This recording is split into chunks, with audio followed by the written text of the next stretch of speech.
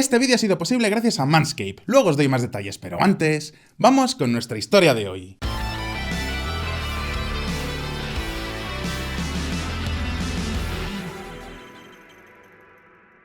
Os voy a hacer una pregunta. ¿Cuál diríais que es el mejor aliado de China? Es decir, el país más importante en estos momentos en la geopolítica del gigante asiático. Seguramente todos tengáis la respuesta: Corea del Norte.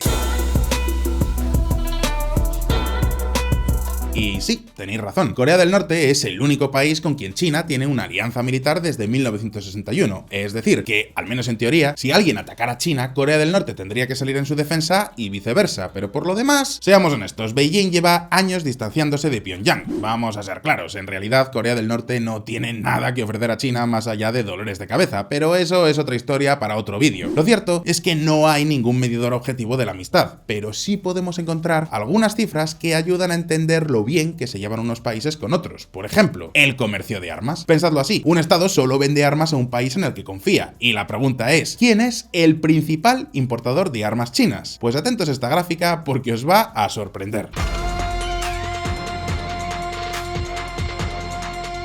Exacto, estamos hablando de Pakistán. Para que os hagáis una idea, el 40% de todas las armas que China vendió entre 2016 y 2020 fueron a parar a este país. Pero no creáis que hablamos solamente de armas. China es el acreedor del 30% de toda la deuda externa de Pakistán. De hecho, China está construyendo tanto un corredor comercial como un puerto en este país. Estas dos infraestructuras podrían ser cruciales para la seguridad y la economía china, pero de eso vamos a hablar más adelante en el vídeo de hoy. Porque por otro lado, Pakistán es uno de los países más inestables de todo Asia. Como ya hemos visto aquí, en VisualPolitik, este país está al borde de la quiebra económica, y eso es preocupante si tenemos en cuenta que tienen bombas atómicas y además una doctrina nuclear de gatillo fácil, pero es que no solo eso, también tienen más de 40 grupos terroristas.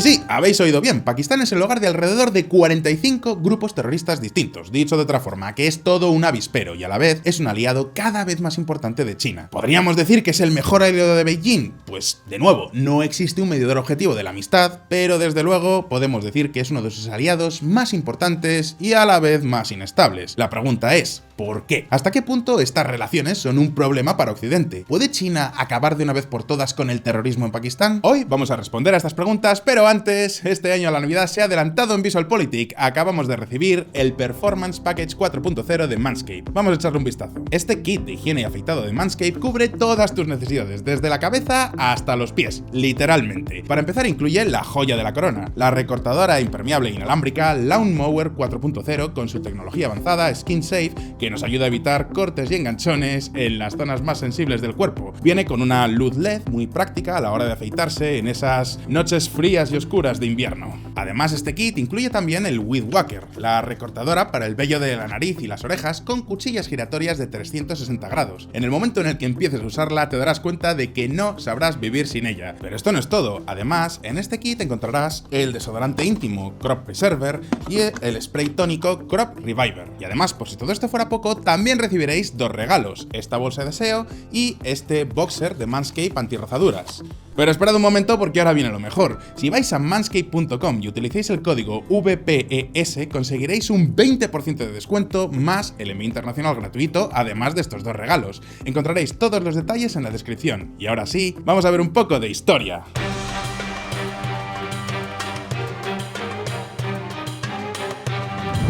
Cría cuervos y te sacarán los ojos.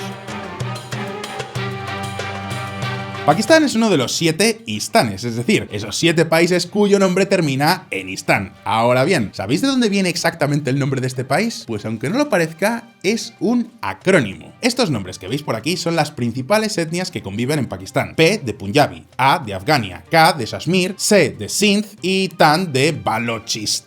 Ya lo sé, no es un acrónimo perfecto, pero es que Pakisb sonaba un poco mal. En cualquier caso, el nombre de Pakistán es muy significativo si tenemos en cuenta su historia, y aquí es cuando nos tenemos que remontar muy atrás en el tiempo, antes incluso de que llegaran los colonos británicos.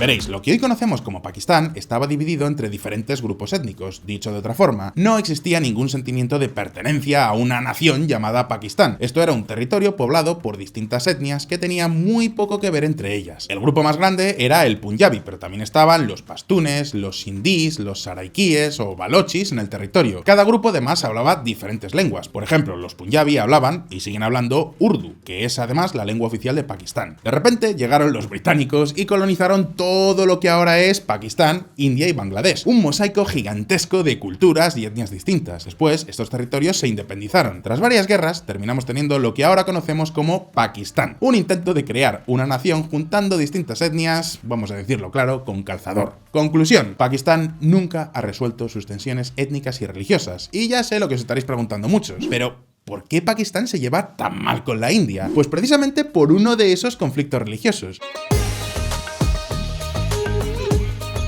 En este caso hablamos de la región de Kashmir. Cuando el Imperio Británico llegó al territorio, decidió dar el poder de Kashmir a un grupo étnico hinduista minoritario, los Dogras. Este grupo purgó a todos los musulmanes que estaban en el poder en Kashmir. Si tenemos en cuenta que el 95% de la población era musulmana, os podéis imaginar que no les hizo la más mínima gracia. Sin embargo, el punto de quiebra llegó con la independencia de India y Pakistán en el año 1947. Pakistán reclamaba este territorio, pero el gobernador de la zona decidió integrarse en la India. Desde entonces, estos dos países se odian a muerte. Pero esperad un momento, porque este es solo uno de los muchísimos conflictos que tiene Pakistán hoy en día. Las tensiones entre las distintas etnias que componen este país no han terminado nunca. Y diréis, ¿pero por qué? ¿Es por una cuestión religiosa? ¿Por una cuestión racial? Pues no del todo. La principal razón es la economía, o más bien la desigual distribución de los recursos. Veréis, en Pakistán los recursos del Estado se dirigen a las diferentes provincias dependiendo del número de personas que vivan en cada una de ellas. Claro, si tenemos en cuenta que la provincia de Punjab tiene unos 110 millones de personas, que es casi la mitad de la población total de Pakistán, que son unos 220 millones, la mitad de todos los recursos van a esta región. Y si a esto le unimos que los punjabis son mayoría en el Parlamento y que van a intentar favorecer siempre los intereses de su región y de su etnia, tenemos el cóctel perfecto para un conflicto étnico.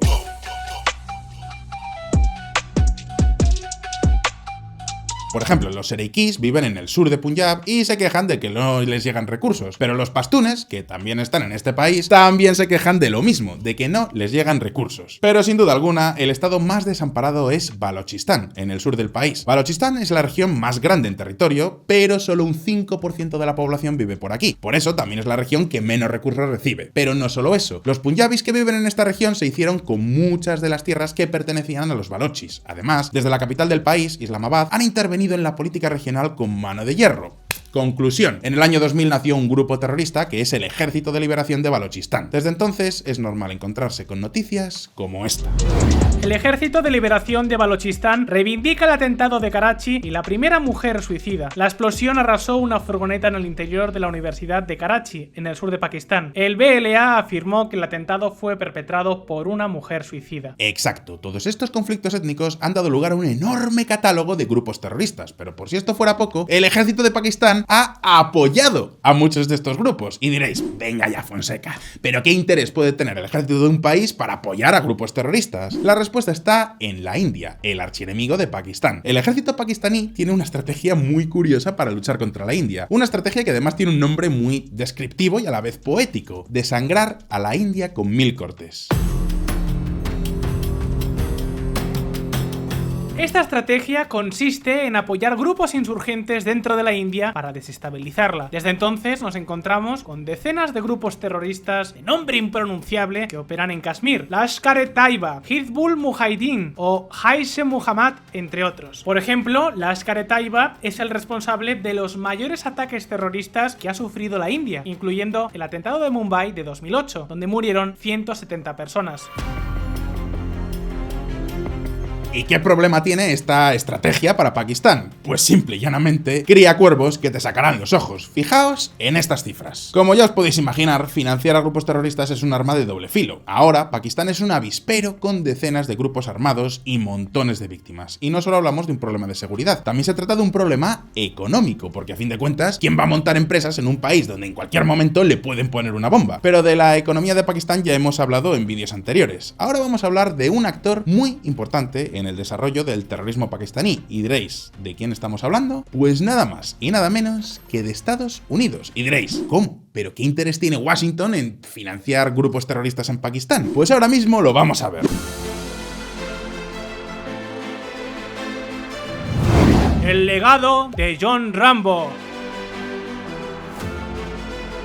Los que no estéis en la generación Z y hayáis pasado ya la treintena, recordaréis la saga de películas de Rambo, ¿verdad? Y seguro que muchos habréis visto Rambo 3. Pues bien, entre explosión y explosión, esta película tiene bastante más geopolítica de lo que os imaginaríais. En este film, John Rambo, interpretado por Sylvester Stallone, va a entrenar a los guerreros mujahidines que luchan contra la Unión Soviética en Afganistán, justo al lado de Pakistán. Eran los años 80 y en aquella época los comunistas eran los malos de la película, nunca mejor dicho, y todos los que se enfrentaran contra ellos eran los héroes. Y sí, ese incluía a estos héroes de la libertad que defendían sus tradiciones milenarias frente a los malvados comunistas. Pues bien, esta película refleja un hecho que realmente ocurrió. Durante la Guerra Fría, la muy religiosa Pakistán se alineó con los Estados Unidos para luchar contra la atea Unión Soviética, y así es como Washington se convirtió en el mayor proveedor de armas de Pakistán y en entrenador de terroristas. De hecho, para que os hagáis una idea, hasta 1965 Pakistán importaba el 70% de sus armas del tío Sam. A partir de entonces, las relaciones entre estos dos países fueron a peor. En el 65, Washington puso un embargo a la venta de armas tanto a la India como a Pakistán. Y en cuanto Pakistán empezó su programa nuclear, el tío Sam ha bloqueado más y más envíos de armas. No obstante, a principios de nuestro siglo parecía que la amistad entre estos dos países se podría recuperar. Y diréis, ¿por qué? Pues porque tras el 11 de septiembre Estados Unidos declaró la guerra contra el terror. Osama Bin Laden de repente se convirtió en el hombre más buscado del mundo y como pensaban que se escondía en Afganistán, Estados Unidos pidió ayuda a la vecina Pakistán. ¿Y qué pidieron los pakistaníes a cambio? Evidentemente, levantamiento de sanciones comerciales, ayuda económica directa y un largo etcétera de prebendas. Podríais pensar que Pakistán salió ganando, pero lo cierto es que nunca dejaron de quejarse porque los aviones estadounidenses volaban el espacio aéreo pakistaní. Pensadlo bien, estaban buscando a Bin Laden. Sin embargo, lo que terminó por romper las relaciones entre estos dos países fue precisamente el momento en el que encontraron a Bin Laden. Si recordáis, Bin Laden estaba escondido en una de las ciudades más ricas de Pakistán, Abbottabad. Concretamente, estaba viviendo en un chalet y llevaba viviendo ahí durante años. Vamos, que solo le faltó poner un león luminoso aquí en la puerta diciendo: "Aquí vive Bin Laden, vengan a buscarme". ¿Cómo es posible que el ejército pakistaní no se diera cuenta? O tal vez hicieron la vista gorda. Como comprenderéis, después de esto, Estados Unidos se ha mantenido un poco frío frente a Pakistán, y con toda la razón del mundo, no nos vamos a engañar. Y el flujo de armas en este país pues también se ha congelado. ¿Y creéis que Pakistán se quedó sin nadie que le quisiera vender armas? Pues no. Si algo nos enseña la vida es que cuando una puerta se cierra, se abre una ventana, y en este caso a Pakistán le cerró la puerta a Estados Unidos, pero China le abrió una ventana de oportunidad. Y esto no nos extraña para nada, porque la historia que comparten es casi de película de Hollywood. ¡Atentos! China al rescate. En abril de 2015, el presidente de China, Xi Jinping, visitó por primera vez como jefe de Estado a Pakistán. Sus palabras antes de visitar al país aliado, al mejor amigo del gigante chino, dejan bastante claro lo que China siente por Pakistán. Fijaos. Cuando era joven escuché muchas historias conmovedoras sobre Pakistán y la amistad entre nuestros dos países. Por nombrar solo algunas, me enteré de que el pueblo pakistaní se esforzaba por construir su hermoso país y de que Pakistán abrió un corredor aéreo para que China llegara al mundo y apoyó a China para que recuperara su legítimo puesto en las Naciones Unidas. Estas historias me han dejado una profunda impresión. Espero con interés mi próxima visita de Estado a Pakistán. Xi Jinping, 2015. Y es que las relaciones entre chinos y lo que hoy llamamos pakistaníes data de antes, mucho antes de la época colonial británica en el sur de Asia. Pero la verdadera amistad entre China y Pakistán no empezó hasta después de sus independencias.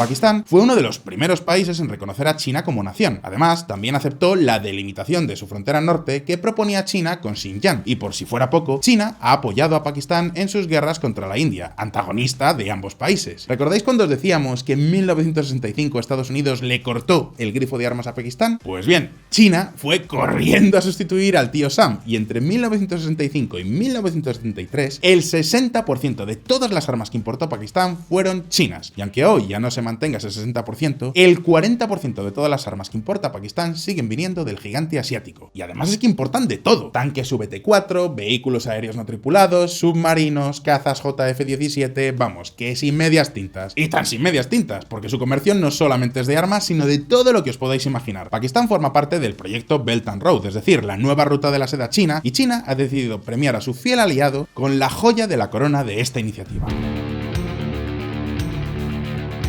En 2015, China y Pakistán crearon un corredor económico entre ambos países. Aprovechando la situación geográfica privilegiada de Pakistán, con costa en el Océano Índico, haciendo frontera con el mundo árabe y especialmente con Irán, China ve en Pakistán una oportunidad de oro. De hecho, su proyecto estrella gira en torno a una ciudad costera, la ciudad de Gwadar. Ya hemos hablado aquí de esta ciudad y de su importancia para China, pero conviene refrescar los datos. Gwadar se encuentra en el sur de Pakistán, en la provincia de Balochistán. Su cercanía al estrecho de Hormuz lo hace un lugar perfecto para poder construir un puerto que reciba todo tipo de productos, especialmente petróleo. Recordad que el petróleo que compra China pasa por aguas territoriales indias. En caso de conflicto, India podría cortar todo este tráfico, colapsando a China en pocos meses. El puerto, por lo tanto, es la pieza clave sobre la que giran otros proyectos en la ciudad, como la construcción de un hospital, un rompeolas o el siguiente paso principal, la construcción de un oleoducto. Un oleoducto que conecte Gwadar con China y que deberá recorrer todo Pakistán, de norte a sur.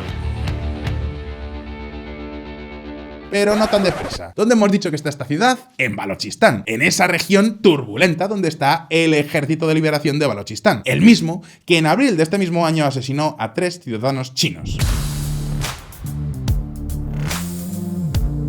Mis queridos amigos de VisualPolitik, China no ha olvidado el terrorismo en el país. De hecho, aunque varios paquetes financieros que manda Pakistán estén condicionados a la mejora de la economía, otros proyectos están condicionados a una mejora de la seguridad. Y es que la inseguridad ha sido lo que ha impedido que muchos de estos proyectos chinos en Pakistán avancen como deberían. Incluso los chinos llegaron a pedir que amurallaran toda la ciudad de Gwadar. Y si a este problema de seguridad le unimos la decrépita economía de Pakistán, al borde del colapso financiero y sin poder pagar sus deudas, tenemos un escenario de muy alto riesgo para China. Está claro que Pakistán ha encontrado en China a su mejor salvavidas y que China ve a Pakistán como uno de sus mejores amigos, si no el mejor, desde reconocimiento mutuo desde el principio a militar y económico. Por eso, pese a que Pakistán tenga el clima más hostil posible para la inversión, China está apostando tan fuerte por el país. Pero la pregunta ahora es para vosotros: ¿creéis que China logrará que el terrorismo en Pakistán desaparezca? ¿Conseguirá Pakistán levantar cabeza con China? ¿Durará esta bonita amistad que tienen estos dos países o conseguirá Occidente seducir a Pakistán? Podéis dejarme vuestra respuesta en los comentarios y, como siempre, no olvidéis que aquí en VisualPolitik sacamos vídeos nuevos todas las semanas, así que suscribíos a este canal y dadle a la campanita para no perderos ninguna de nuestras actualizaciones. Si os ha gustado este vídeo, dadle a like y nos vemos en el próximo. Un saludo y hasta pronto.